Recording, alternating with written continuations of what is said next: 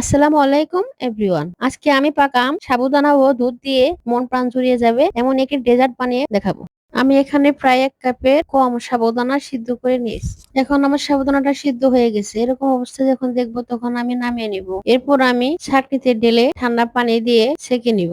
ঠান্ডা পানিতে ধুয়ে নিলে সাবুদানা গুলো ঝরঝরে হয়, দেখতে অনেক সুন্দর লাগে। আমার প্রায় 15 মিনিট লাগছে সিদ্ধ করতে। ঠান্ডা পানি দিয়ে ধুয়ে নিলে দলা পেকে যায় না। এরপর আমি একটি পাত্রে 1 কাপ হুইপ ক্রিম নিয়েছি। হুইপ ক্রিম 5 থেকে 7 মিনিট হ্যান্ড উইক্স দিয়ে নেড়ে নিব। ক্রিমটা যখন ফর্মে হয়ে আসবে তখন আমি এখানে দুধ অ্যাড করব।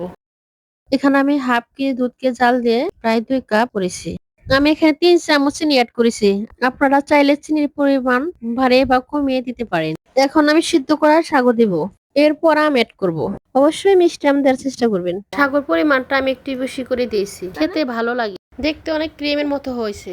এরপর 1 কাপ আমের পিউরি অ্যাড করব। পাকা আম আমি ব্লেন্ডার করে নিয়েছি। তৈরি হয়ে গেল এই গরমে ঠান্ডা ঠান্ডা ম্যাঙ্গো ড্রিঙ্কস। এটা খেতে অসম্ভব মজা হয়েছে। আমার ভিডিওটি ভালো লাগলে অবশ্যই লাইক, কমেন্ট, শেয়ার করবেন। আমার সাথে থাকবেন। সবাই ভালো থাকবেন। আল্লাহ হাফেজ।